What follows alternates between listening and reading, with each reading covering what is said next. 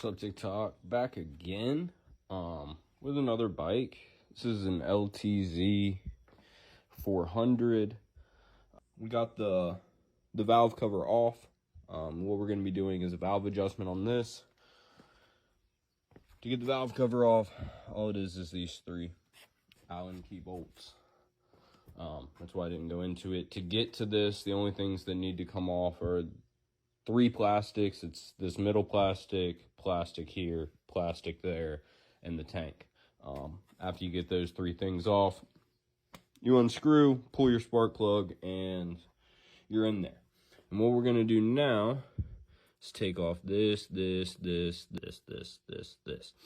And that will cause both of these cams to be able to come out. If you can see, I'm not at top dead center right now.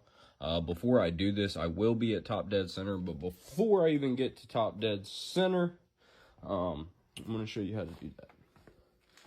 All you got to do is take off this cover and this cover. If your bike is muddy like mine is, clean it before you take these covers off, or dirt's going to get down in there and you don't want dirt in your engine. But once you get to here, this is your sight. You'll see a T. All you got to do is rotate it over till you see a T. I don't really have to use this because I can use the other side of the cam, or the sprocket. All right, so we're back. These were the 2 things I was talking about popping out. You pop this out so you can put a ratchet on that and turn it over. It turns counterclockwise, and it's an 18mm socket. This is your sight glass. That'll show you when you're at top dead center. Now that comes around twice, which is why I was saying the best way to do it is to already have these out. If you come around to this side, the 3 should be up on your intake and the 2 should be up on your exhaust when you're at top dead center. These are kind of off because, as you can see, the cam is not in there because I already took out the buckets. And that was the main reason that I wanted to do this on this 400 and show you guys, is because the other valve adjustment I did used a lock nut and not a shim. These use a bucket and a shim. The ones that I pulled out from the intake were 0.26, I think, or 2.6 millimeter. I went to a 2.75. These are wrong because I didn't check before I did it and just went off what they were supposed to be, and the shims had worn down and were not at what they were supposed to be, so I had it all screwed up and had to redo it. But I put 0.275s in both of these buckets and 0.3s in both the exhaust. This one was actually good. I had a 0.3 in that and it was at 0.23. So we went to the same thing, and hopefully we're going to get that to perfect. But what you could do, use a magnet to pull the buckets off of the valves, and then grab the shim from underneath. You have to have a caliper.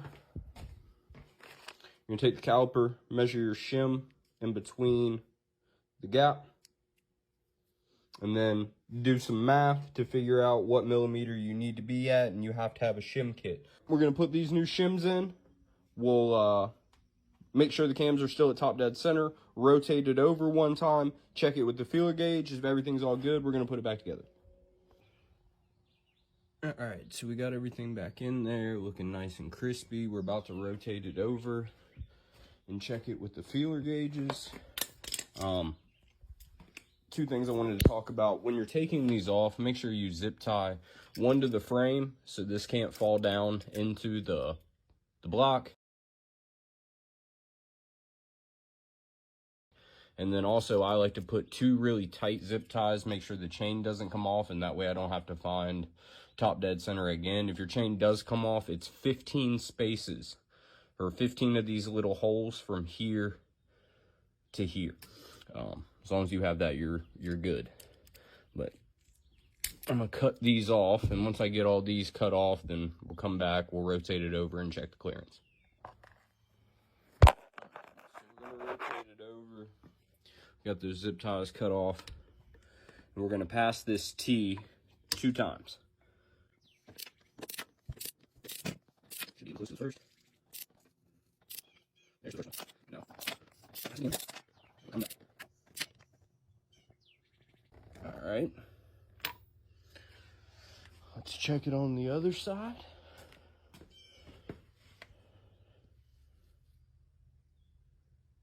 We're good, both facing up. And actually it just needs to come a little bit more to get them both exact.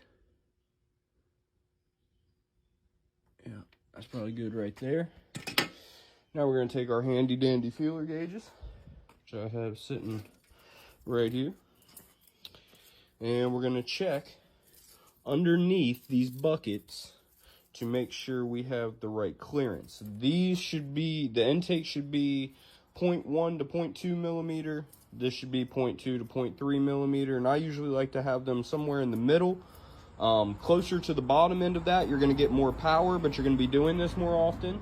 If you adjust it to the upper end of that, as the valves get tighter, you'll come more into spec. So preference is, you know, up to you guys, but I like to put it somewhere in the middle. But just remember, you're going under these lobes here and here, here and here, and checking where that bucket is, where you just put the shim, to make sure that that is correct.